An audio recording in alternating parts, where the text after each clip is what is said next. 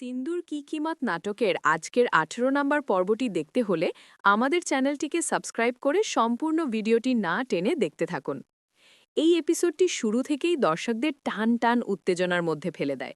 গল্পের শুরুতেই দেখা যায় হঠাৎ করেই একটি বড় ঘটনা ঘটে, বাড়িতে চুরি।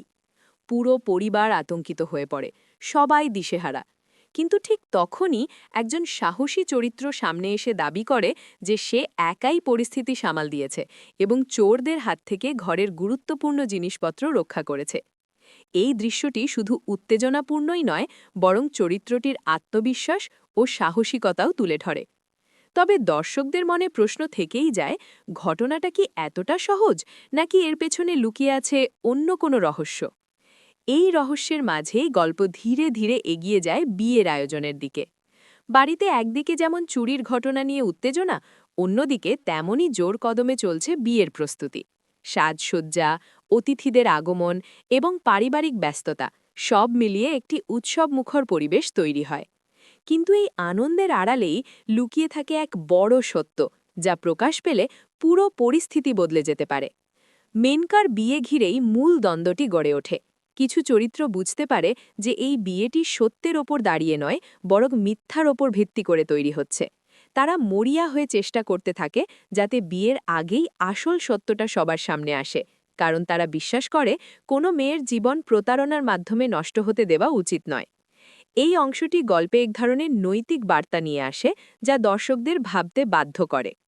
এপিসোডের একটি শক্তিশালী দিক হল মেয়েদের আত্মসম্মান ও অধিকার নিয়ে স্পষ্ট অবস্থান। এক পর্যায়ে দেখা যায় একজন নারী চরিত্র দৃঢ়ভাবে বলে যে নিজের জীবনের সিদ্ধান্ত নেওয়ার অধিকার তার নিজের। সে সমাজের নিয়ম বা অন্যের চাপের কাছে নতি স্বীকার করতে রাজি নয়। এই দৃশ্যটি শুধু গল্পের জন্যই গুরুত্বপূর্ণ নয়, বরং বাস্তব জীবনের জন্য একটি অনুপ্রেরণামূলক বার্তা বহন করে। এদিকে রানা চরিত্রটি ধীরে ধীরে সন্দেহজনক হয়ে ওঠে। তার মমতার সাথে মিথ্যা বলা এবং কিছু বিষয় গোপন করার চেষ্টা গল্পের নতুন টুইস্ট নিয়ে আসে।